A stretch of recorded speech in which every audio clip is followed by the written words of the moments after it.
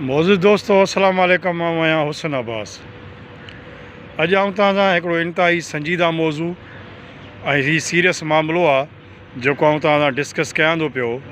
असांजे प्राइवेट स्कूलनि में छा थी रहियो आहे उन जे मुतलक़ पाण अहम गुफ़्तगू करे रहिया आहियूं। महिरबानी करे मुंहिंजे हिन प्रोग्राम खे मुकमल तौर ते ॾिसिजो। हीउ प्रोग्राम सिंध जे लखा ॿारनि जे वालदेन ताईं पहुचणु खपे ऐं जेके सिंध जा वालदेन आहिनि ॿारनि जा उन्हनि खे शदीद इन ॻाल्हि जो नोटिस वठणु खपे त प्राइवेट स्कूलनि में असां लखे रुपया ख़र्चु कयूं था दाख़िलाउनि जे मद में, ॿी जेका एक्टिविटी थिए थी उन जे मद में पाण लखे रुपया ख़र्चु कयूं था।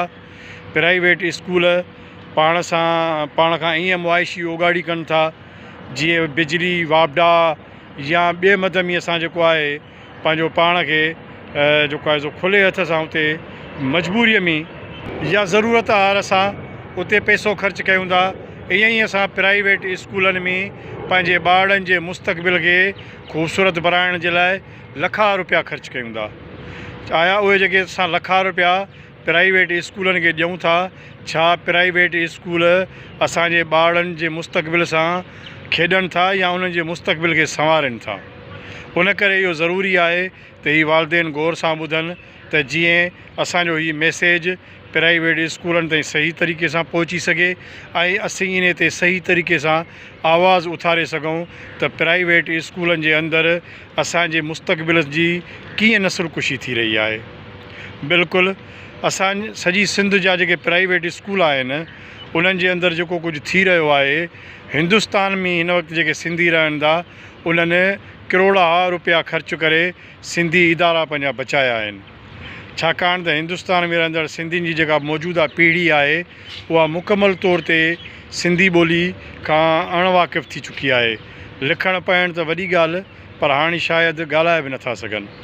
उन करे सिंध जो जेको प्राइवेट इदारा आहिनि, सिंध जा जेके प्राइवेट स्कूल आहिनि, उन प्राइवेट स्कूलनि में मुकमल तौर ते सिंधी ॿोली नथी पढ़ाई वञे।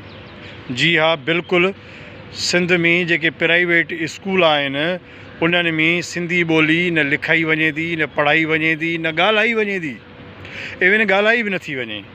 उस्ताद सिंधी आहिनि, सॼी कम्यूनिटी सिंधियुनि जी आहे, पर उहे ॻाल्हाइनि अंग्रेज़ी घटि ऐं उर्दू वधीक था। लाड़काणो जेको बि ज़िलो आहे या जेका डिवीज़न आहे उन में स्कूल लाड़काणो डिवीज़न हुजे, सखर डिवीज़न हुजे या सॼी सिंध में स्कूल लखा रुपया तव्हां खां फ़ियूं उगाड़नि था, लखा रुपया वधीक चार्जिस कनि था तव्हां खां मुख़्तलिफ़ एक्टिविटीज़ जे मद में, पर तव्हांजे ॿारनि खे सिंधी ॿोली न पढ़ाइनि था, न लिखाइनि था, ॻाल्हाइनि बि नथा।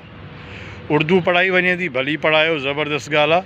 अंग्रेज़ी पढ़ाई वञे थी, जेका बिल्कुलु पढ़ाइणु खपे, पर घटि में घटि जेका असांजी मादरी ज़बान आहे, जेका असांजी क़ौमी ज़बान आहे, जेका जंहिंमें असां चर्चा कयूं था, जंहिंमें असीं ॻाल्हायूं था, जंहिं ॿोली सां असांजो भविष्य आहे, मुस्तक़बिल आहे, उहा ॿोली असांजी सिंधी ॿोली आहे।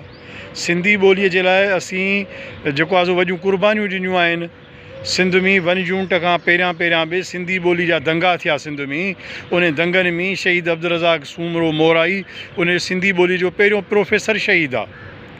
जॾहिं असां पंहिंजी ॿोली खे बचाइण जे लाइ जाननि जा नज़राना ॾिना आहिनि त उते सिंधी ॿोलीअ जो ॿेड़ो छो पियो ॿोड़ियो वञे? प्राइवेट स्कूलनि में सिंधी ॿोली न लिखाई वञे थी, न पढ़ाई वञे थी, ॻाल्हाई बि नथी वञे।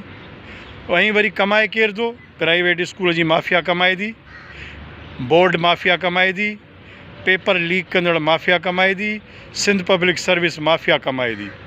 इहे सिर्फ़ु ऐं सिर्फ़ु पैसा कमाईंदा ऐं पोइ नौकिरियूं पैसनि ते मिलंदियूं। उहे असांजा सिंधी ॿार पंहिंजे ॿारनि खे वरी कहिड़ो मुस्तक़बिल ॾेई सघंदा?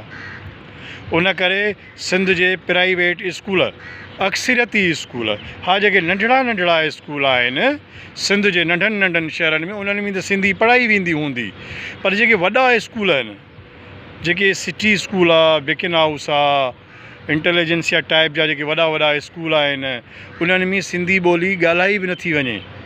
उस्ताद सिंधी आहिनि, टीचर्स सिंधी आहिनि, त ख़ुदा सिंधी ॿोली सां खेॾणु बंदि कयो। प्राइवेट स्कूलनि में वेठल जेका घटिया क़िस्म जी माफ़िया आहे, बेग़रत माफ़िया, मां उन्हनि खे चकुलो माफ़िया सॾींदो आहियां। कावड़ ईंदी आहे पोइ माना मां खां कंट्रोल न थी सघंदो आहे। उहा माफ़िया सिंधी ॿोली जी दुश्मन आहे। अहिड़नि बेग़रतनि जी निशानदेही कयो ऐं उन्हनि खे निशानदेही करे उन्हनि खे मीडिया जे साम्हूं आणे ऐं उन्हनि खे टारगेट करे उन्हनि खे ज़लील कयो त तव्हां कीअं पंहिंजे ॿोलीअ सां पाण खेॾी रहिया आहियो। पाण ई था ॿोली बिगाड़ियो पंहिंजी। को शर्म कयो, को हया कयो।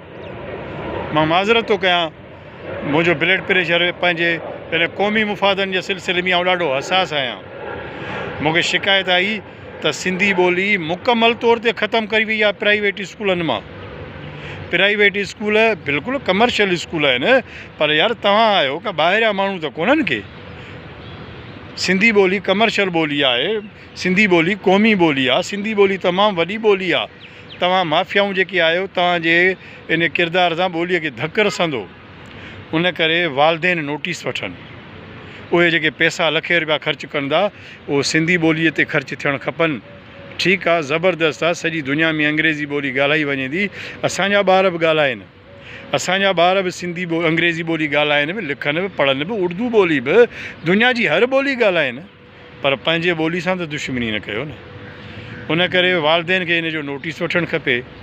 ऐं मुंहिंजी इहा ॻाल्हि, हीउ मुंहिंजो पैगाम सभिनी स्कूलनि ताईं पहुचायो। मां उमेदु कयां थो त प्राइवेट स्कूल जेके आहिनि, जेके सिंधी ॿोलीअ खे बिगाड़े रहिया आहिनि, जेके सिंधी ॿोली सां दुश्मनी करे रहिया आहिनि, उन्हनि खे सुधरणु खपे, उन्हनि खे माफ़ी वठणु खपे।